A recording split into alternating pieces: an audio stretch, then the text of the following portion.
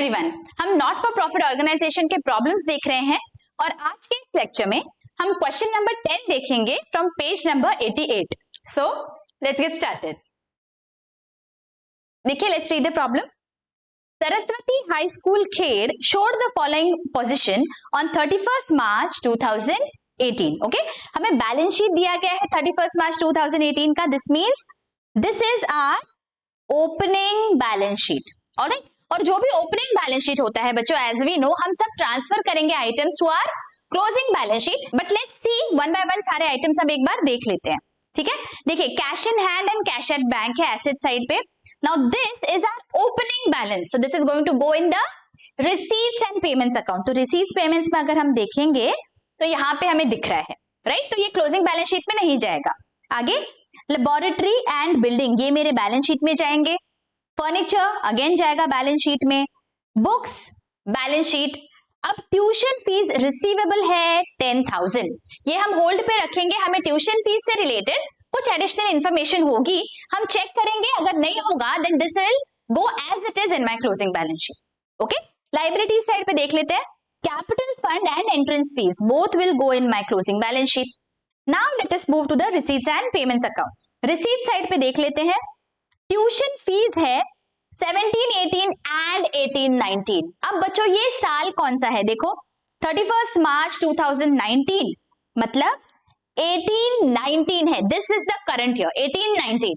So we know that अगर income expenditure में सारे इनकम और एक्सपेंसेस जो करंट ईयर को बिलोंग करते हैं, करंट ईयर मतलब 18-19, वही ट्रांसफर होंगे. हमने ये बहुत डिटेल में समझा है बच्चों इनिशियल लेक्चर्स में. अगर किसी ने वो वाला लेक्चर नहीं देखा है, I am giving the link in the I button, do go and check that out. Okay, कौन से आइटम्स जाते हैं इनकम एक्सपेंडिचर में, ये बहुत डिटेल में हमने देखा है बच्चों वो लेक्चर में, right? So we know that current year से रिलेटेड इनकम और एक्सपेंसेस ही जाएंगे.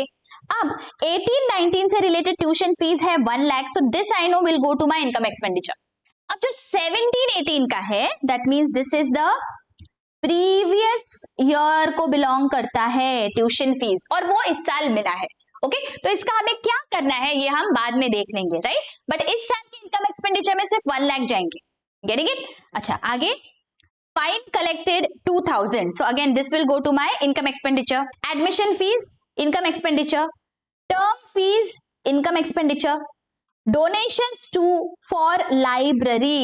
Now देखिए ये specific donation है बच्चों. Okay, this donation is just of 1,000 rupees, लेकिन because ये specific donation है, this will go to my balance sheet. Please remember, very very important, the amount does not matter here, purpose matter करता है. यहाँ पे amount बहुत ही छोटी है, just 1,000 रुपीज. तो आपको लगेगा कि बाबा ये तो रेवेन्यू हो गया, लेकिन नहीं, ये स्पेसिफिक पर्पस का डोनेशन है, तो इसे हमें बैलेंस शीट में ट्रांसफर करना है. ओके, एडजस्टमेंट से रिलेटेड लेक्चर में बच्चों मैंने ये आपको डिटेल में एक्सप्लेन किया है. अगर आपको कोई भी डाउट है you can go and check that lecture out. वहां पे सारे एडजस्टमेंट्स एनपीओ से रिलेटेड हमने कवर किए हैं. ठीक है, so let's move to the next item now.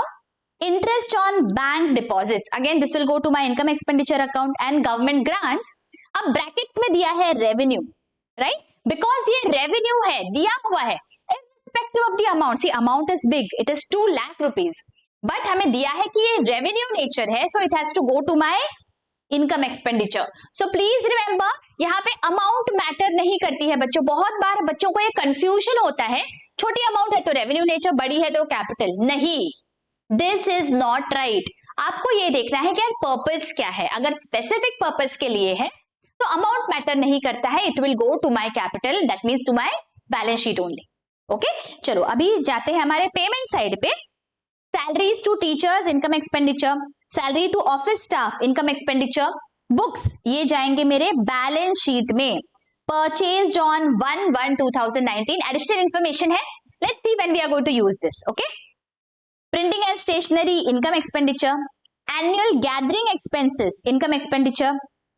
Office rent income expenditure. Repairs income expenditure. Sports expenses income expenditure. Furniture again purchased on 1/7/2018, ये भी मेरे बैलेंस शीट में जाएगा. और balances carried down, ये भी बैलेंस शीट में ही जाएंगे. ठीक है, एडिशनल इंफॉर्मेशन क्या है? Let's see. Tuition fees are outstanding for current year 5000। तो ट्यूशन फीस के आगे हमें स्टार कर देना है यहाँ पे। Okay, next salary to teachers is outstanding. So again salaries के आगे हम स्टार कर लेंगे। रेंट पेड इन एडवांस, तो रेंट के आगे स्टार हो जाएगा। Depreciation on books and furniture, तो बुक्स और फर्नीचर दोनों के आगे भी स्टार कर लेंगे। ठीक है, जहां जहां पे स्टार है बच्चों, एज वी नो हमें क्या करना है, इनर कॉलम में वो अमाउंट्स लिखने हैं, बिकॉज एडजस्टमेंट्स के बाद जो बैलेंस बचेगा that will appear in the outer column. Okay, अब हमें क्या करना है, फटाफट से हम ट्रांसफर कर लेंगे सारे items to the income expenditure and balance sheet and then we will move to the adjustments. Okay, in order to save time बच्चों देखो मैंने इस तरह से सब ट्रांसफर कर लिया है इनकम एक्सपेंडिचर में और बैलेंस शीट में सारे आइटम्स को। आपको बस इसी तरह से सब ट्रांसफर कर लेना है।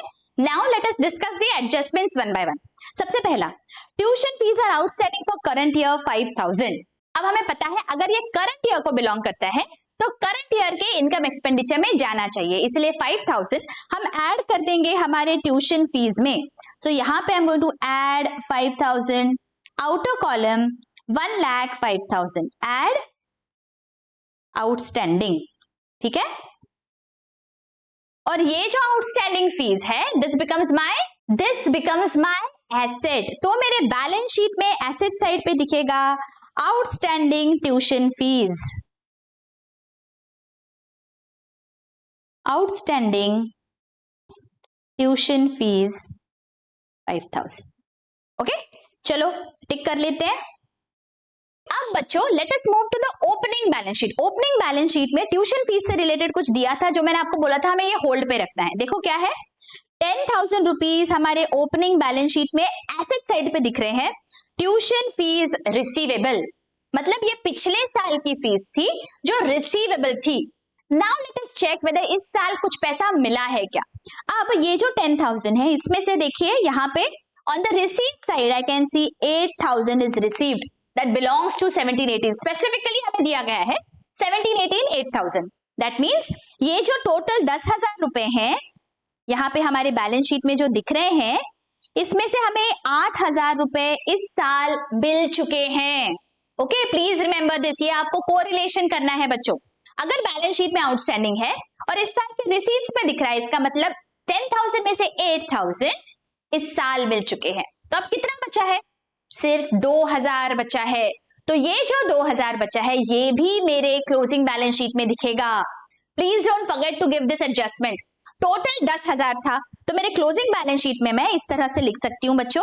देखिए क्लोजिंग बैलेंस शीट में जाएंगे और यहाँ पे ट्यूशन फीस में ही लिख देंगे 17-18।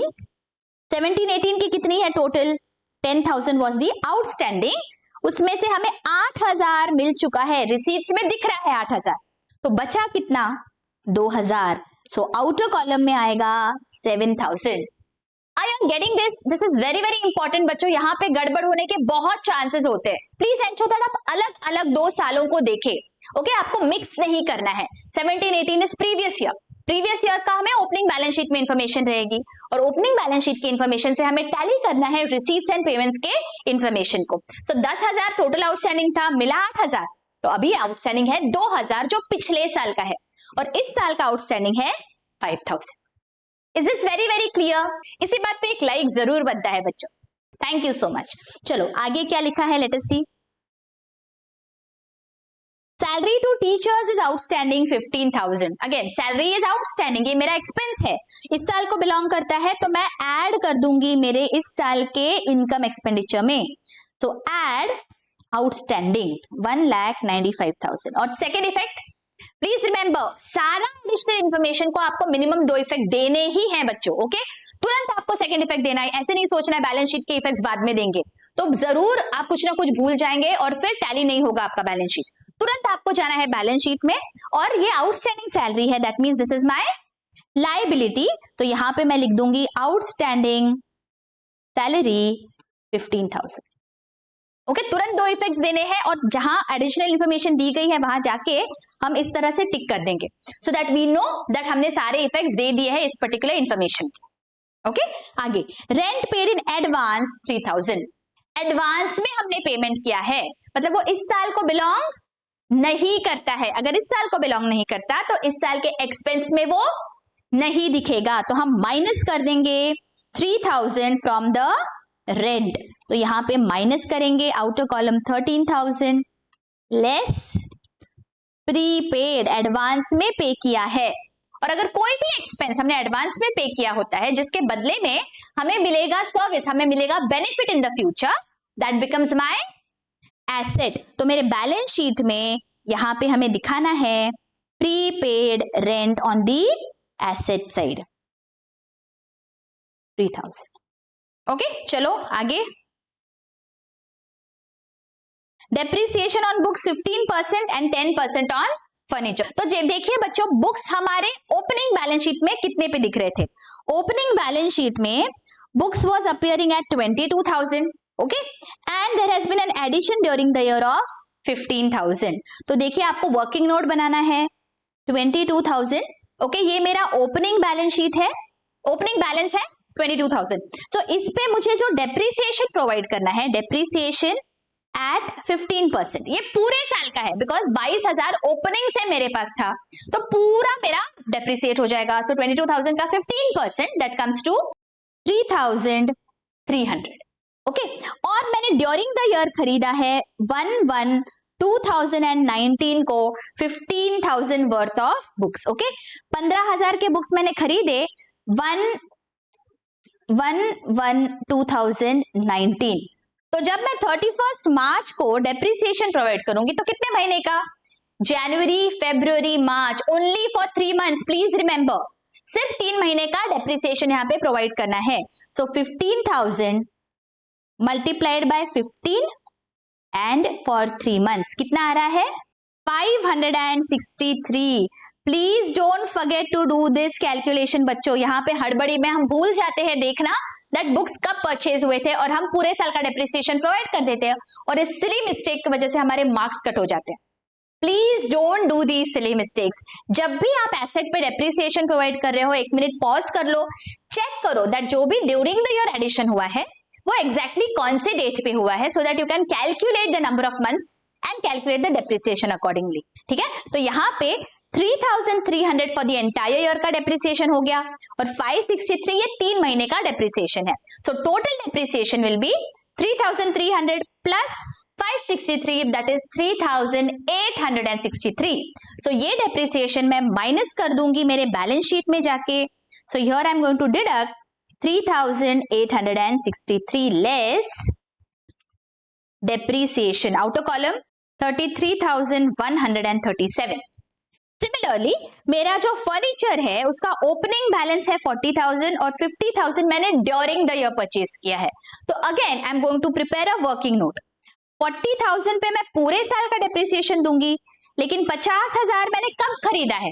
Now let me go to my receipts payments to understand.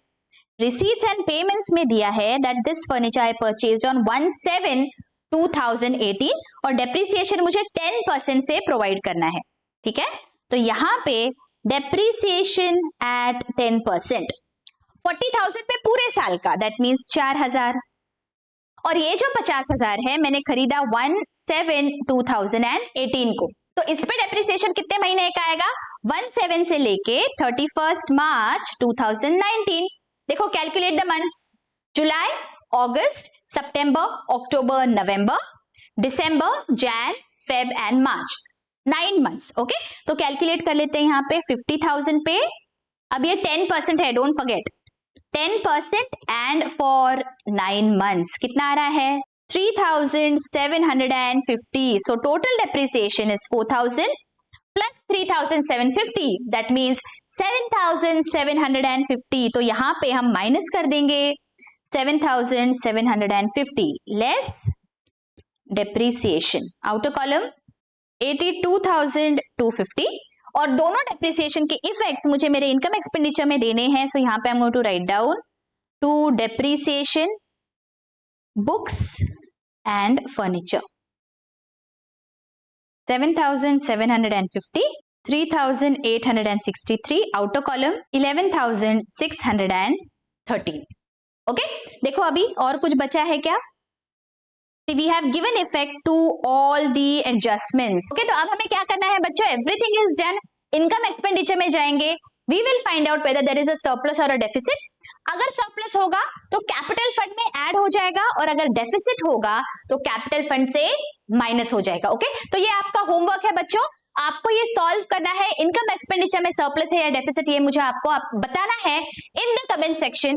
And you will also tell me that balance sheet की आपकी टोटल क्या आई है. ऑलराइट, आई होप ये आपको बहुत अच्छी से लेक्चर समझ गया है बच्चों. अगर कोई भी डाउट है please feel free to ask in the comment section. और अगर लेक्चर्स बहुत अच्छी से समझ रहे हैं, don't forget to hit that like button. मुझे कमेंट करके जरूर बताइए. Your comments truly keep me motivated. And आपके फ्रेंड्स और कलीग्स में शेयर करिए. Help us reach out to a large number of students. मिलती हूँ आपको नेक्स्ट लेक्चर में. Till then take care, bye bye.